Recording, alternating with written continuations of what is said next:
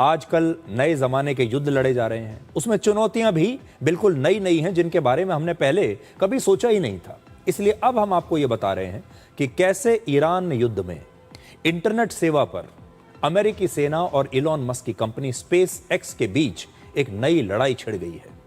Iran युद्ध के दौरान अमेरिका की सेना अपने मिलिट्री ऑपरेशंस के लिए और अपने ड्रोन्स और मिसाइल्स के लिए जिस इंटरनेट का इस्तेमाल कर रही थी, उस इंटरनेट का कनेक्शन स्पेस एक्स के स्टारलिंक सैटेलाइट के जरिए आ रहा था। और ईरान युद्ध के बीच में ही स्पेस एक्स ने अपने इंटरनेट कनेक्शन की कीमत 5 गुना बढ़ा दी है। स्पेस एक्स के पास स्टारलिंक सैटेलाइट्स का एक बहुत बड़ा नेटवर्क है जो दुनिया के किसी भी देश या इलाके में, दुर्गम इलाकों में भी इंटरनेट की सर्विस दे सकता है। इस समय अंतरिक्ष में स्टारलिंक के लगभग 10,000 सैटेलाइट्स हैं जो अंतरिक्ष में पृथ्वी के चक्कर लगा रहे हैं, और इलॉन मस्क इनकी संख्या 42,000 तक लेकर जाना चाहते हैं, ताकि इलॉन मस्क के ये सारे सैटेलाइट्स पूरी दुनिया को, पृथ्वी के हर कोने को कवर कर लें और वो दुनिया का सबसे बड़ा इंटरनेट सर्विस प्रोवाइडर वो बन जाए। तो दुनिया में कोई भी दुर्गम स्थान हो, कोई भी जंगल हो, कोई भी पहाड़ हो जहां पर इंसान का पहुंचना भी मुश्किल हो, ऐसी जगह पर भी स्टारलिंक आपको इंटरनेट कनेक्शन दे सकता है। अमेरिकी सेना ईरान युद्ध के दौरान अपने ड्रोन्स के लिए स्टारलिंक के इसी इंटरनेट का इस्तेमाल कर रही थी, और जिस ड्रोन के लिए यह इस्तेमाल हो रहा था इंटरनेट, उसका नाम है low cost uncrewed combat attack system. Short में इसको कहते हैं लूकस। ये एक प्रकार का ड्रोन है। पहले अमेरिकी सेना ऐसे हर एक ड्रोन के इंटरनेट कनेक्शन के लिए स्पेस एक्स को 4,75,000 रुपए की फीस दे रही थी, जिसे अब स्पेस एक्स ने 5 गुना बढ़ाकर 23,75,000 रुपए कर दिया है। ईरान युद्ध शुरू होने के बाद कुछ हफ्तों के बाद ही स्पेस एक्स की सेल्स टीम अमेरिका के रक्षा मंत्रालय, अमेरिका के रक्षा विभाग, पेंटागन के अधिकारियों से मिली और स्टारलिंक सर्विस की फीस को 5 गुना बढ़ाने की उन्होंने डिमांड रख दी, और इसकी वजह से पेंटागन और स्पेस एक्स के बीच तनाव बढ़ गया। लेकिन खुद इलॉन मस्क ने अभी इससे इनकार किया है। अमेरिकी सेना के इस लूकस ड्रोन की कीमत लगभग 33 लाख रुपए है, और इसके लिए सैटेलाइट इंटरनेट का खर्च लगभग 23,75,000 रुपए है। कुल मिलाकर अब एक ड्रोन की कीमत, यानी ड्रोन की कीमत और इसे संचालित करने की कीमत मिलकर हो जाएगी 57 लाख रुपए, जो पहले 38 लाख रुपए थी। यानी ये ड्रोन अब 19 लाख रुपए महंगा हो चुका है।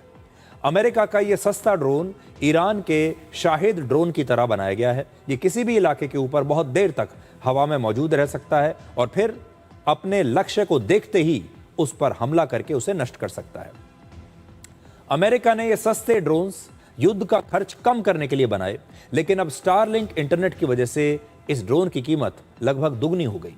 स्पेसएक्स का दावा था कि इन ड्रोन्स के लिए स्टारलिंक इंटरनेट का इस्तेमाल एविएशन ग्रेड सर्विस कैटेगरी में आता है, यानी ये ऊंची श्रेणी का जो इंटरनेट होता है ये उसमें आता है।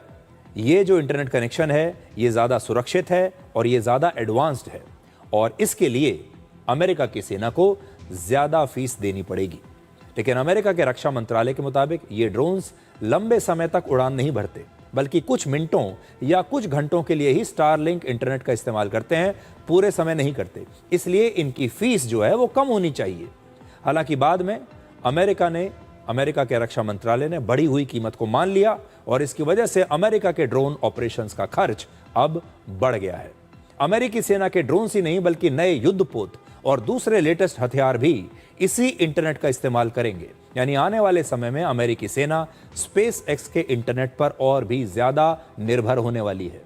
वैसे तो अमेरिका की सेना पूरी दुनिया में सबसे शक्तिशाली मानी जाती है, लेकिन इस समय उसकी ये पावर स्टारलिंक इंटरनेट के कब्जे में आ गई है, उसकी मुट्ठी में आ गई है। पूरी दुनिया में सैटेलाइट इंटरनेट पर स्पेस एक्स का एकाधिकार है, क्योंकि किसी भी और कंपनी के पास इस समय अंतरिक्ष में 10,000 सैटेलाइट्स नहीं है, इतना बड़ा नेटवर्क नहीं है। आज की दुनिया में जिसके पास इंटरनेट है उसके पास ताकत है, और इलॉन मस्क का स्टारलिंक इंटरनेट अब युद्ध का एक नया और बहुत ताकतवर हथियार बन चुका है। यानी देश कोई भी हो, किसी भी देश की सेना हो, युद्ध कहीं भी हो रहा हो, अब आपको स्पेस एक्स के इंटरनेट की सेवाओं की जरूरत पड़ेगी।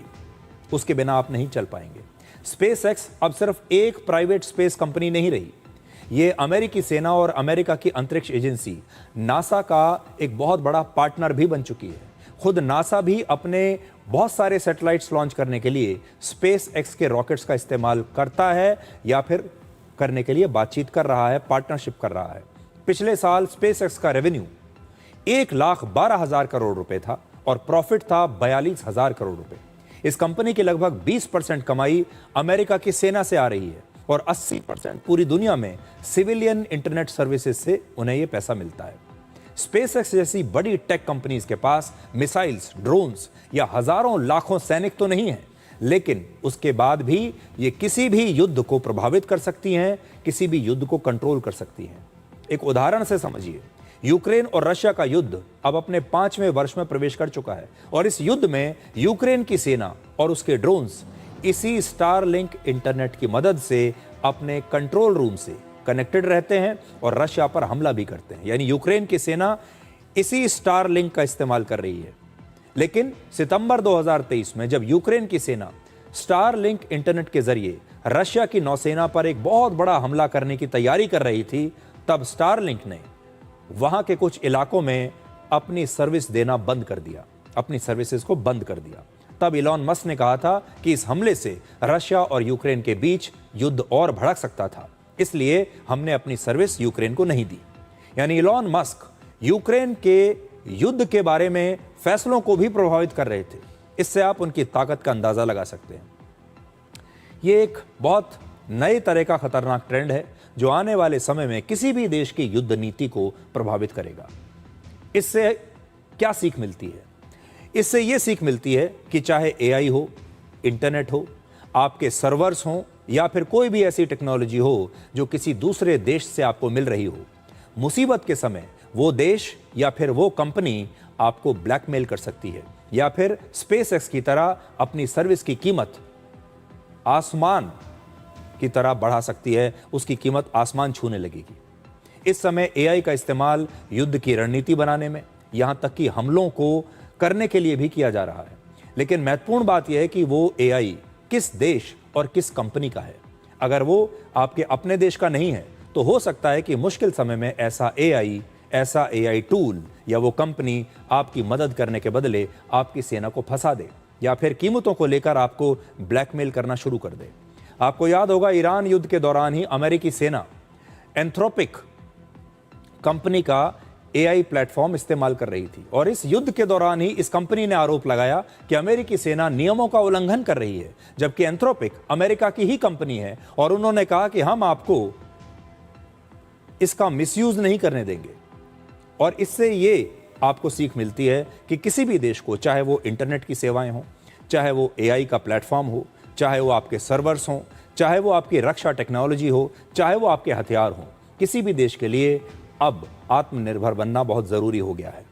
हमारे देश में भी अगर हम किसी दूसरे देश का एआई प्लेटफॉर्म इस्तेमाल कर रहे हैं तो वो कंपनी एक ना एक दिन हमें धोखा दे सकती है, हमें ब्लैकमेल कर सकती है। इंटरनेट अगर कहीं दूसरे देश का इस्तेमाल कर रहे हैं, वो कंपनी भी हमें धोखा दे सकती है।